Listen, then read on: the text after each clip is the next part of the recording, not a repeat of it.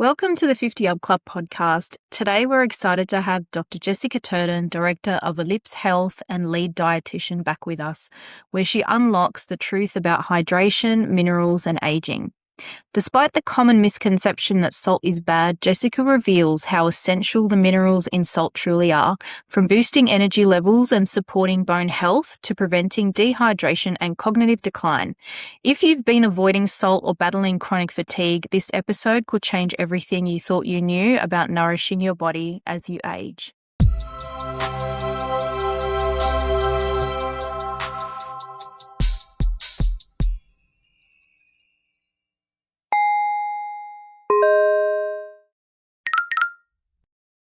Jessica, so good to have you back. Thanks for having me back, Nancy. Really excited today. There's so much I want to talk about, but I think water is a big topic, and we were just speaking about that before we hit record. So much about water and hydration and how that affects us as we age. So I really want to start with talking about salt, because salt has such a bad rap. You know, people as they age, they think high blood pressure, need to stop consuming salt. Can you talk a bit about that? Yeah, sure. I guess, the first thing to say is when it comes to hydration, it's about getting a balance of fluid and minerals in our blood and in our cells.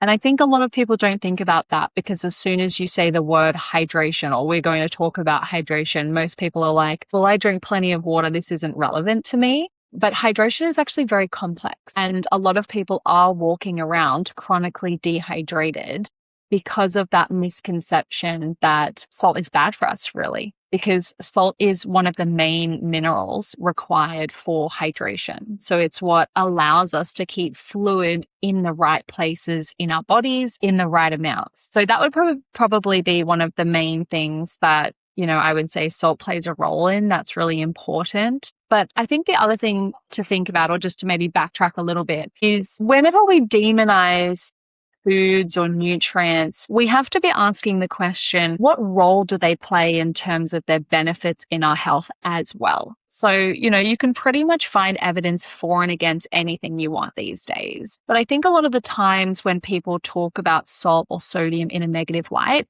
they also forget to share how essential it is. It is an essential nutrient, meaning, or sodium, which is in salt, is the essential nutrient, meaning that our bodies cannot make it. We have to get it in certain amounts through the diet. So that's one thing that I talk to my patients about, where they're like, oh, I had no idea we actually needed salt, but we do. And then salt plays a critical role, or sodium plays a critical role in lots of different areas of our health. So we've spoken about hydration, but it's also one of the main things that helps your body produce energy. And low energy levels, fatigue, this is such a common issue that people of all ages are dealing with.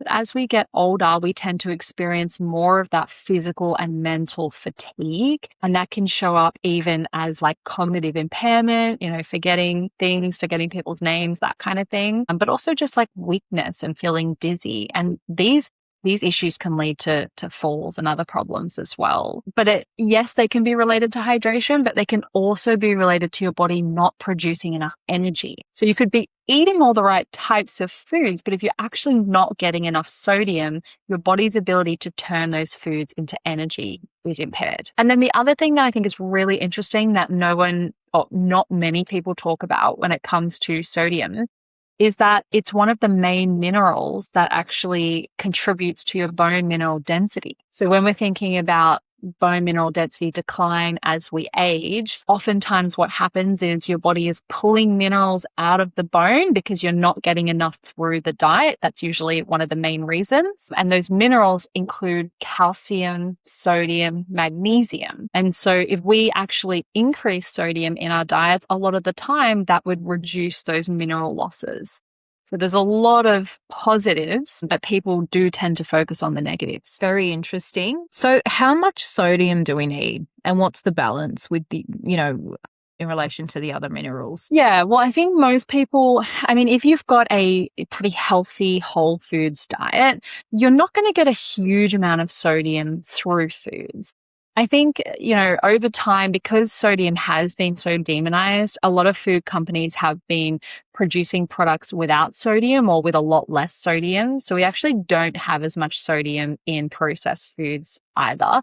But if we think about real whole foods, which is generally what I recommend people focus on anyway, you're really just looking at foods like cheeses, fish, and some cured meats that are high in sodium, whereas most other foods don't contain a lot of sodium at all. So really what I recommend to people is thinking about it in added salt. So if you've got a healthy whole foods diet, you might need to add salt to actually meet your sodium requirements. And in terms of how much do we need, there's some good research out there to show that 1.5 to 3 teaspoons of salt a day is where our risk of mortality from any cause is at its lowest, and our risk of heart disease is also at its lowest. And most people are pretty shocked when they hear that, because 1.5 to 3 teaspoons of salt, like that's a decent amount of salt. And most people, again, who are, trying to be healthy, minimizing their intake of sodium-rich foods, eating real foods, most of the time, if they're not adding salt, they're probably getting a lot less than 1.5 teaspoons. And that's where we see risk of disease skyrocket. I think the first thing to acknowledge is that our soils, especially in Australia, are quite mineral deplete. So the way that we farm nowadays, it does deplete the minerals in the soil, and we're not necessarily replacing those minerals. So this is why meeting our mineral requirements is getting harder and harder over time.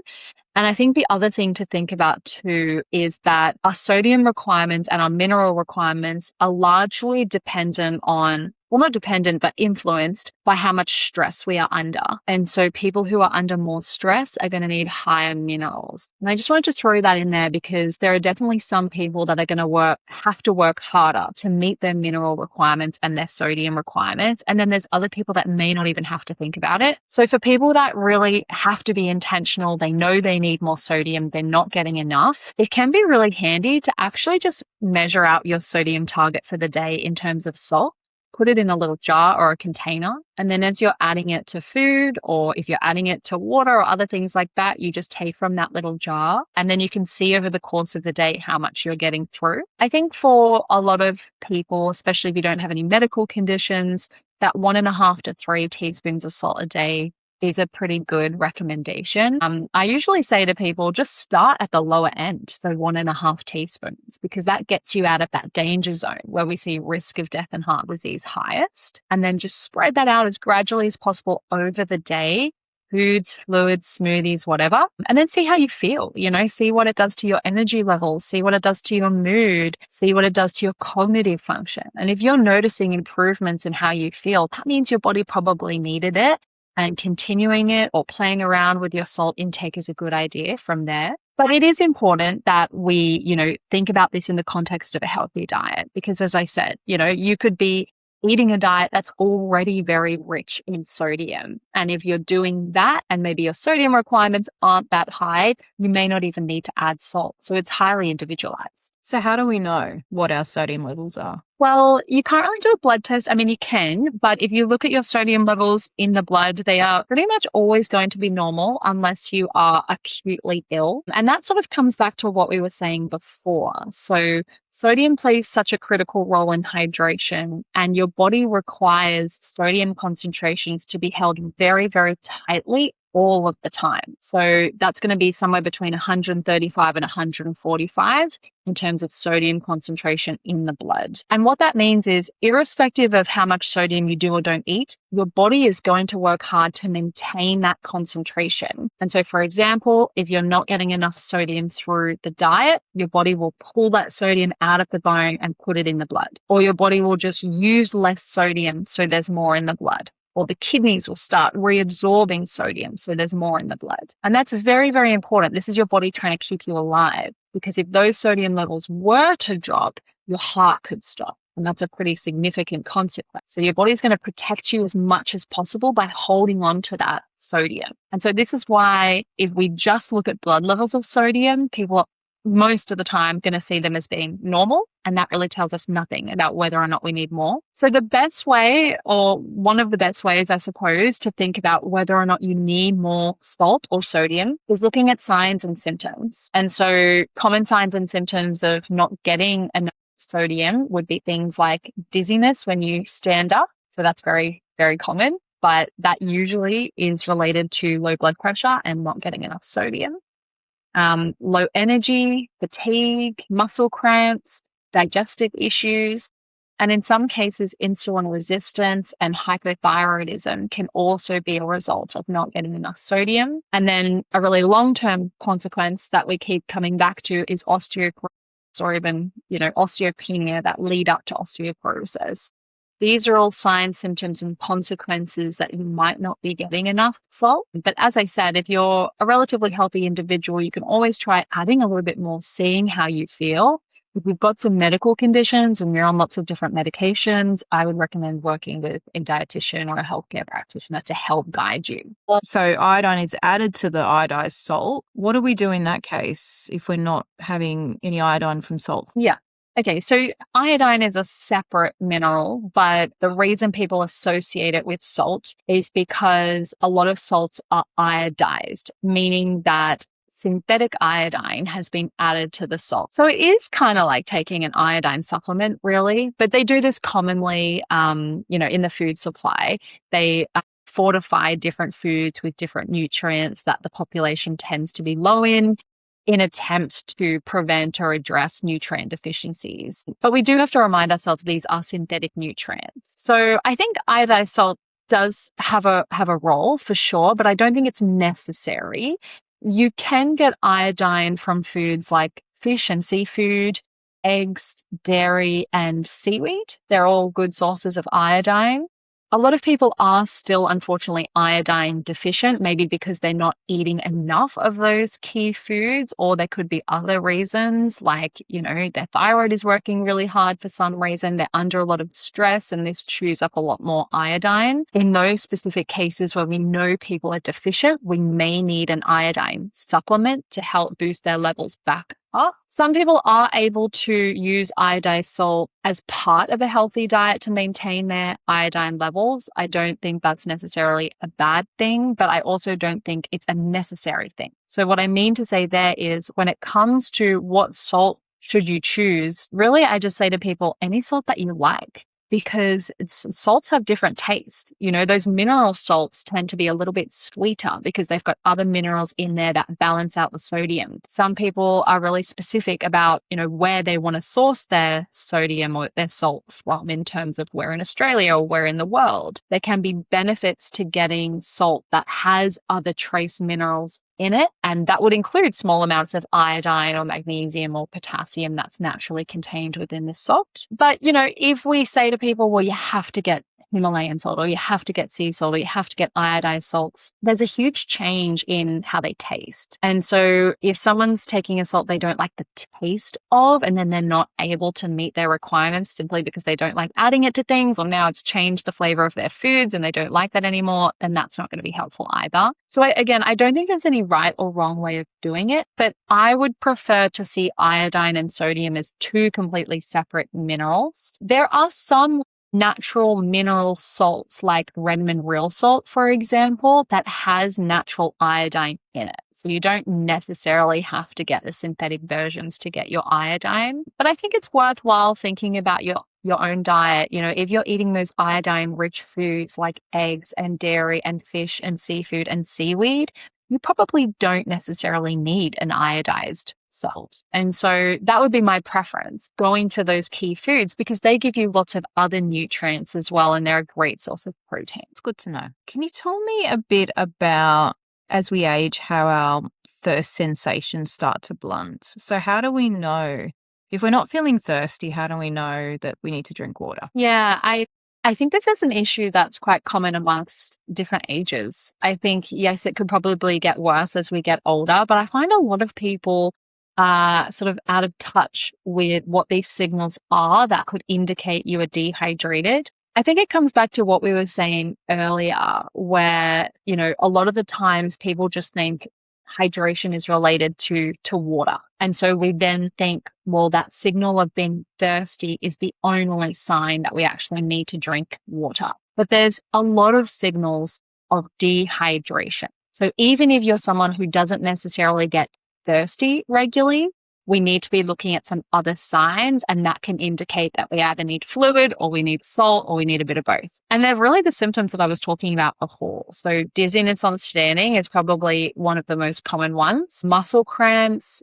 headaches, and digestive issues. And then I'd probably just say low energy, fatigue, brain fog. These are all signs that you might be dehydrated, and they may be coming with or without those thirst signals. And so for most people, there's no harm in testing to see whether or not those symptoms are actually related to dehydration. Go have a little bit more water, go have a little bit more salt or other minerals, and see if you feel better.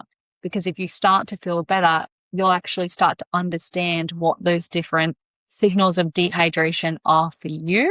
But I think it's a really good question, because what I hear a lot of my clients say is, oh, well, I don't get thirsty, so therefore, like, I don't drink at all. And then they're like forcing themselves to drink water because they're trying to be healthy, but they're not able to actually listen to their body's signals. And that isn't going to be a very sustainable habit if you're just forcing yourself to do something. But if you're understanding what those other signals of hydration or dehydration are and then responding to those, you're going to find that it's easier to maintain good levels of hydration over the long term. I found with me, I don't get thirsty a lot, but I do drink a lot of tea. So I drink a lot of coffee. I'll have a couple cups of coffee, but then tea, I'll drink, I don't know, a lot, maybe 2 or 3. But I find that when I do drink water, like when I actually try and I'm conscious and trying to drink more, then my body craves it more. Like I become thirsty. Like I do sense that I need water. But when I'm not drinking water, I don't know what that is. Is there a reason? Well, I mean, I guess it really depends, because we have to remind ourselves when we are dehydrated, we either need minerals or fluid or now, sometimes if you are not getting enough minerals and then you're drinking lots of fluid, you're actually making yourself more dehydrated. So you're actually like increasing that gap between minerals and fluid by just drinking more fluid. You're diluting those minerals. Yeah. So sometimes then your body responds to that saying, oh, I'm more dehydrated. So you're getting all these signals that you're dehydrated, but you're responding to it as I need to drink water. And again, water is not bad by any means, but I think if you're noticing that you're getting this sort of unquenchable thirst when you drink water, it's like, I can't seem to drink enough water. I'm still thirsty, or I'm still getting these symptoms of dehydration. That really just tells us that the water isn't what you need right now. You need to top up those minerals alongside the water. Okay, so let's talk about water then, because I've got a reverse osmosis filter, and it basically takes out most things, all the nasty things, but also it'll take out all the fortified minerals. What do you think about supplements? And also, so you're saying get your minerals from food, but then our soil is depleted of minerals. So what do we do in that case?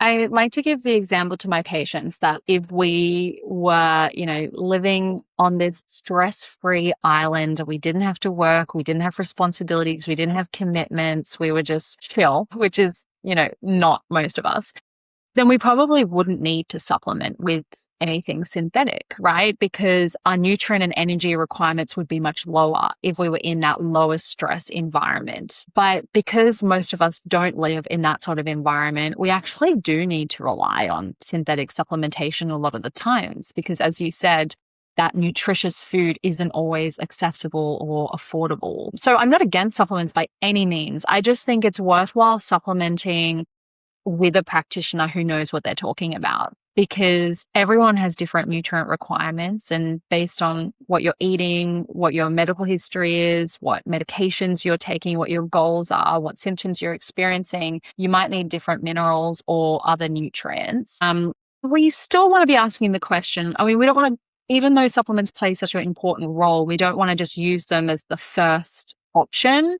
We want to be thinking, can we meet these requirements through diet? And then if not, where could the supplement come in handy? So I don't think just because you're filtering your water and you have a reverse osmosis filter where it's removing the minerals, I don't think that automatically means you're mineral deplete. But it is a good thing to think about, because a lot of people actually don't even realize that their water is a source of minerals. I mean, in an ideal world, we would be drinking mineral-rich spring water that doesn't have any nasties in it whatsoever, and it's actually got a lot of minerals like calcium, magnesium, that type of thing. But for most people, they are drinking tap water. And so I guess they have to make that decision on their own, weighing up the pros and cons of that and whether or not they're going to use a filter.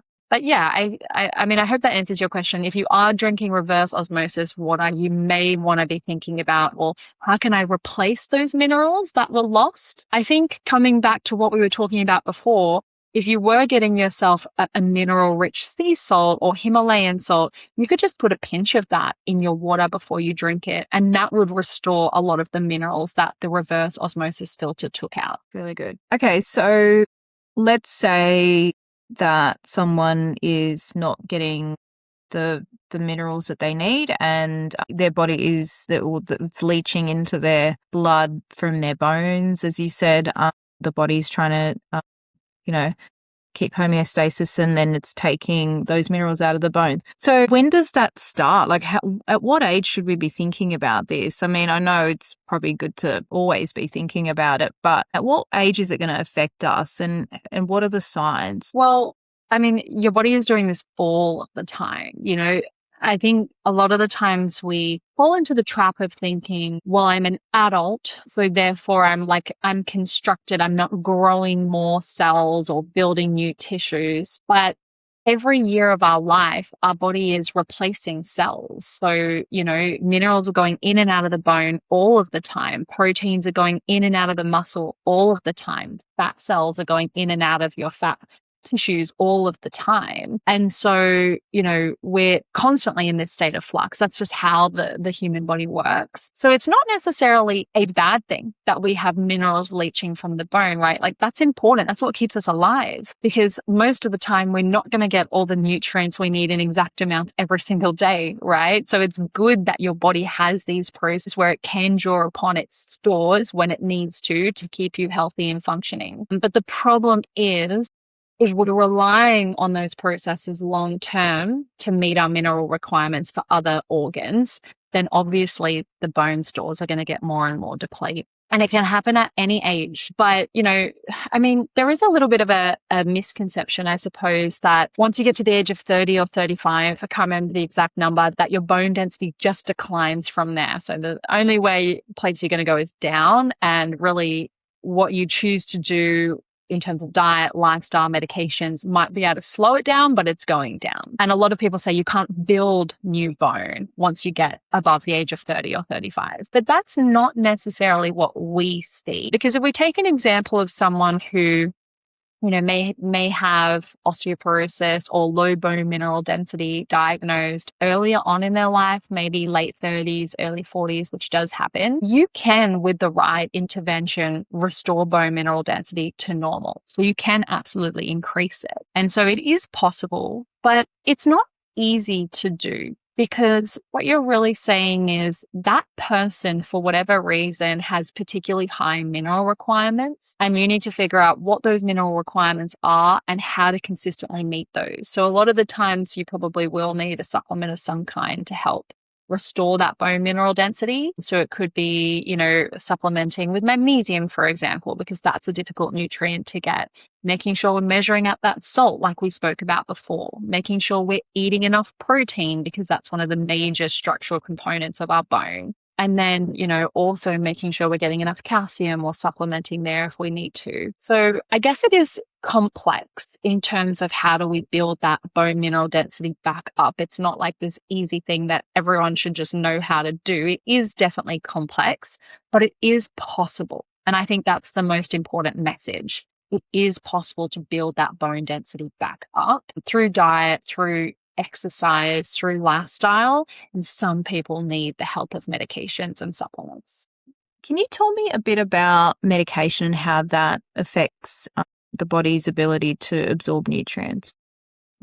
Well, I mean, a lot of people are taking medications, whether it's one or many. So this is a very common issue, but most medications will change your stomach pH. So the acid levels in your stomach may reduce, and that's necessarily a good thing when it comes to nutrient absorption or even just digestion in general, because a lot of our digestive enzymes and the way we break down proteins and fats is heavily dependent on our stomach being very acidic.